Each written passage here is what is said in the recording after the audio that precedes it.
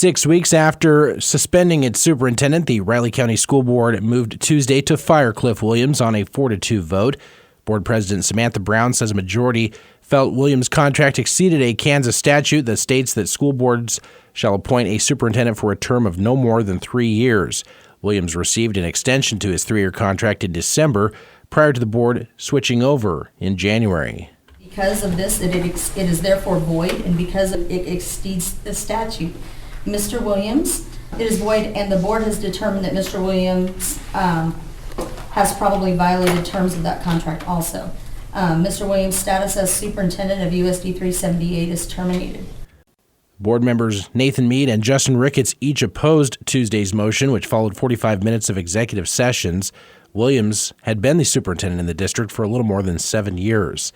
Following the decision Tuesday night, the board tabled a motion to offer a supplemental contract for interim superintendent Aaron Flair for the duration of the remaining school year.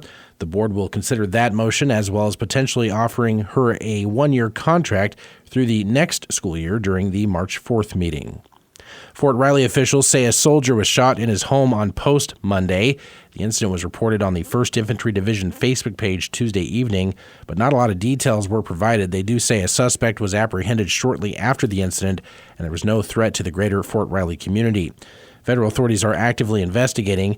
Further details are pending from the U.S. Attorney's Office. Manhattan City Commissioners unanimously authorized contract amendments Tuesday for infrastructure improvements tied to the ongoing Midtown Aggieville project. The city expanded the scope of that project in December to include a new hotel and parking garage in addition to Back 9 Development's new multi-use project.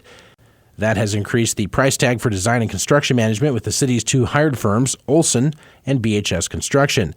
Deputy City Manager Jason Hilders says the funds will support additional infrastructure improvements in the nearby alleys. The project itself has grown.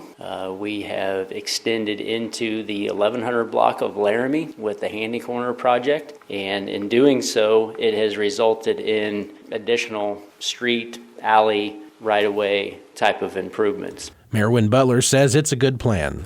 This comprehensive look is important because long-term we needed to fix the alleys and do a bunch of things, so it's essential we do that. I particularly support this trash and grease plan. Construction in that area will resume in April. Well, with Fake Patty's Day just around the corner, local leaders are pushing a message of safety and encouraging those who partake in the annual unofficial drinking holiday to be mindful of Manhattan City codes. Over the past week, RCPD has put out a series of messages via social media reminding the public of those city codes that include minor in possession, hosting minors, unlawful assembly, and criminal trespass. At Tuesday's monthly law board meeting, Mayor Wynn Butler noted many online had been misinterpreting the social media posts as a way for local officials to squash Fake Patty's Day. And of course, there's no law that prohibits, having 10 people have a beer, in the front yard. But, I'd refer you back to those, car commercials. When you have the mayhem guy arrive, not going to tolerate that. Or when the barbarians arrive, we're not going to tolerate that. So the point is, extreme behavior, you're going to have an issue with RCPD. If you behave, not going to be a problem. Aggieville Business Association Director Dennis Cook says the organization is open to efforts to shift the behavior from the house party scene back to a more controlled environment within the bar district. Law Board member and Riley County Commission Chair John Ford agreed that's likely the best scenario moving forward. I tend to agree. It's not going anywhere at this point in time, and some point in time we're going to have to continue to kind of steer into it instead of away from it because we can't just make it go away.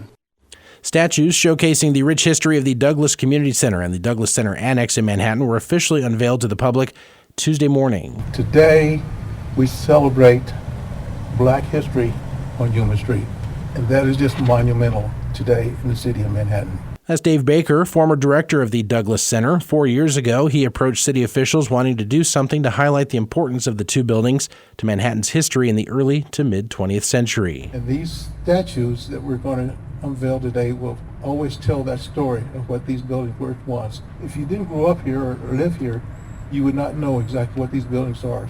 Those statues outside the community center depict the late Sergeant First Class Lazone Grays of Fort Riley and his wife Moselle, both of whom served in the military during World War II. That center was a USO serving World War II soldiers. The statues outside the Annex building depict two school children, showcasing the building as the school for black children in Manhattan prior to desegregation. Funding was provided by the Lincoln and Dorothy Deal Endowed Fund within the Greater Manhattan Community Foundation. The newly formed Manhattan Parks and Recreation Foundation held a public reception last night. The new foundation will serve as a fundraising arm for the city's Parks and Rec Department and programming. Foundation Board Chair Gail Urban says the goal of Tuesday's event was to solicit funds ahead of the Greater Manhattan Community Foundation's Grow Green Match Day. So by having $10,000 in our endowed fund, that will make us eligible for matching donations on Grow Green Match Day in April. So that's our specific goal tonight. Long term, the foundation is looking to raise money for recreation scholarships, special populations programs, and would eventually like to raise $10 million to support a proposed indoor aquatic center.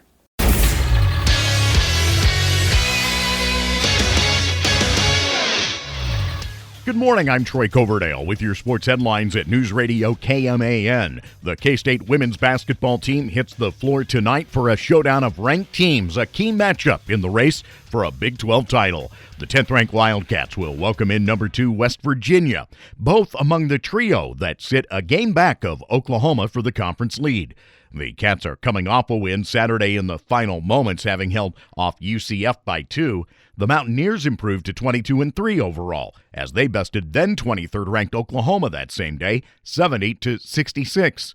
Game time tonight at 6:30. Coverage on News Radio KMAN and Sunny 102.5 gets underway at 6.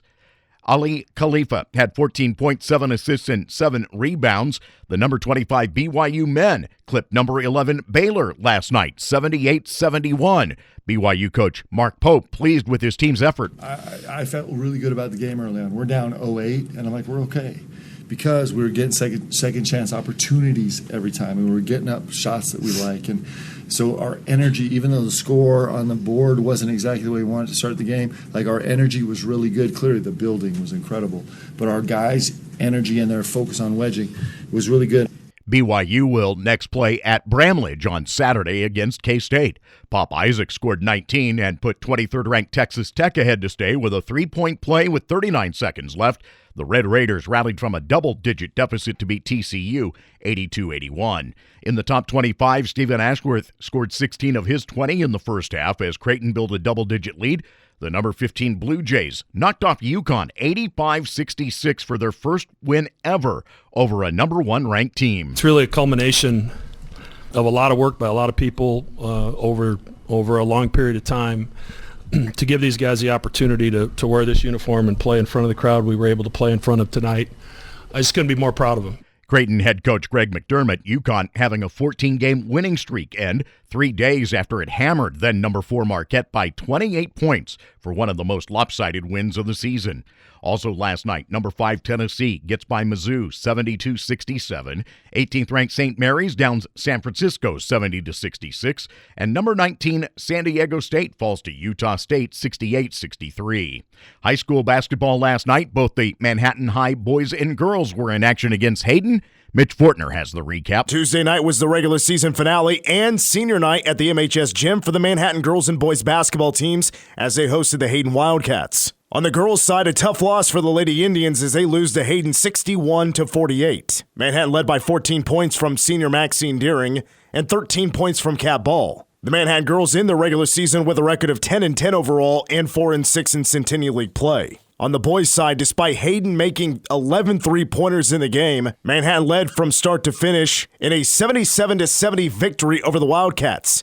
The 77 points, the most scored by Manhattan this season. 4 players in double figures, led by 18 points from Asher Newcomer, 14 points from senior Jason Kim, 13 points from senior Elijah McFadden, and 10 points from junior Sam Spiegel. The Manhattan boys in their regular season with a record of 12-8 overall and 6-4 in Centennial League play. Up next for the Manhattan girls and boys, they wait their sub-state semifinal assignment, which will be announced this weekend. Manhattan girls and boys split with Hayden last night. I'm Mitch Fortner, News Radio KMAN. Other boys action last evening, Marysville over Wamego, 53-45. Rossville gets by Rock Creek, 57-50. Blue Valley Randolph defeats Valley Heights, 55-42. And Junction City needed overtime to clip Topeka, 67-64.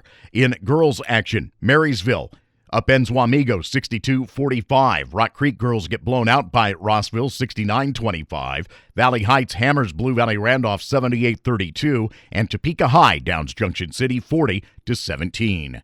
Arizona State took advantage of runs in each of their final 3 at-bats to hold off the K-State baseballers last night 9-6 in Phoenix. The Wildcats built to a 3-run lead after 2.5 innings behind homers from Daniel Rivera and Kalen Culpepper, but the Sun Devils got to Cat starter Owen Burma for 3 in the bottom of the 3rd and another tally in the 4th. The starter struck out 9 over 4 2/3 innings, but allowed 4 runs in a no decision. K-State will open its home schedule Friday afternoon with the first of 3 against Holy Cross. The field for the 12-team college football playoff beginning next season will comprise 5 conference champions and 7 at-large selections. University presidents who oversee the CFP unanimously tweaked the format yesterday. The move to decrease the number of spots reserved for conference champions from 6 to 5 was prompted by realignment and the disassembling of the Pac-12. No conference will have automatic access. The 5 slots will go to the highest-ranked conference champions as determined by the CFP Selection Committee, ensuring at least one team from outside the ACC, Big 10, Big 12, and Southeastern Conference will make the 12-team field. Coming up this evening on News Radio KMAN, coverage of the Cats in action as the K-State women play host to West Virginia in that key conference showdown. The coverage gets underway at 6. The tip-off is at 6:30.